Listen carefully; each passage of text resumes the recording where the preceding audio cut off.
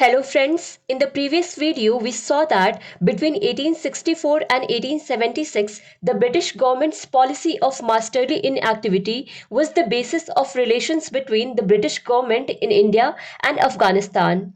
And the reason for this was that during this period its chances were very less that Russia would do any kind of interference in Afghanistan. But in 1878 there was an initiative from Russia to establish diplomatic relations with Afghanistan. Although Amir of Afghanistan, Sher Ali, was not ready for this, he wanted to maintain distance with both Russia and Britain. But in spite of this, on July 22, 1878, without the consent of Amir of Afghanistan, Russia sent its diplomatic mission to Afghanistan. What would Sher Ali do? He did not have any option. Ultimately, he had to accept this diplomatic mission. When Lord Lytton came to know about this, who was the Viceroy of India at that time, he removed the policy of masterly inactivity between the British government and Afghanistan and sent a message to Sher Ali that we are also sending our diplomatic mission to Kabul. Sher Ali said that I have already cleared that I do not want to have any kind of diplomatic relation with you people. Then why do you keep talking about this diplomacy again and again? Along with this, Sher Ali also gave a warning and said that if any of your diplomats enter Afghanistan, he will not survive. But the British government, ignoring this warning, sent its diplomatic mission to Afghanistan. But Sher Ali was ready. He stopped the British government's diplomatic mission as soon as it entered the Khyber Pass and returned it. And this became the reason for the Second Anglo Afghan War. The British forces immediately launched their attack. Sher Ali knew that he would not be able to face the British forces, and that is why he ran to the Russian Tsar to ask for help. Russian Tsar also said in clear words that look, I will not be able to help, but considering you as a younger brother, I'll give you an advice. If possible, surrender in front of Britishers. Accept their demands, maybe they will leave you alive. Russian Tsar was not ready to help more than this. After this, Sher Ali returned to Afghanistan, but he died in no time. And now the condition was that till May 1879, a large part of Afghanistan was under the control of the British government.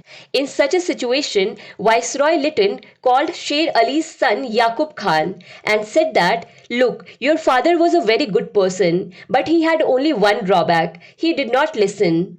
If you want, you can become the Amir of Afghanistan by obeying us. Yaqub Khan said, Uncle, just tell me what to do. In this way, Lord Lytton got Yaqub Khan to sign the Treaty of Gandamak.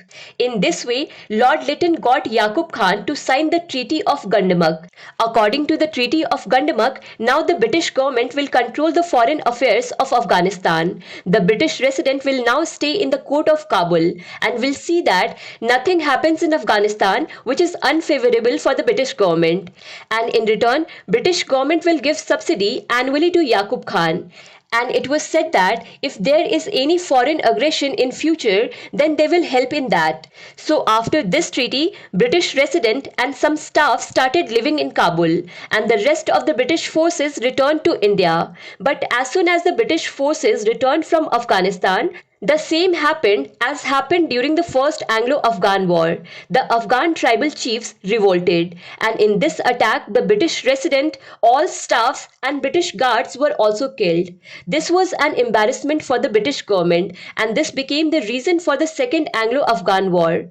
The British government recaptured Kabul within 2 to 4 days. It was believed that Yaqub Khan was behind the murder of the British resident. So by removing him, Abdur Rahman was made Amir, who was the nephew of Sher Ali. He accepted the terms of Treaty of Gandamak, and according to the terms of Treaty of Gandamak, Afghanistan had now become a buffer state between Britain and Russia. But this was the time when the whole of India was controlled by the British government, and due to the lack of a clear border between Afghanistan and British India, the border issues were greatly increased, and especially in those areas where the Baluch and Pathan tribes were there.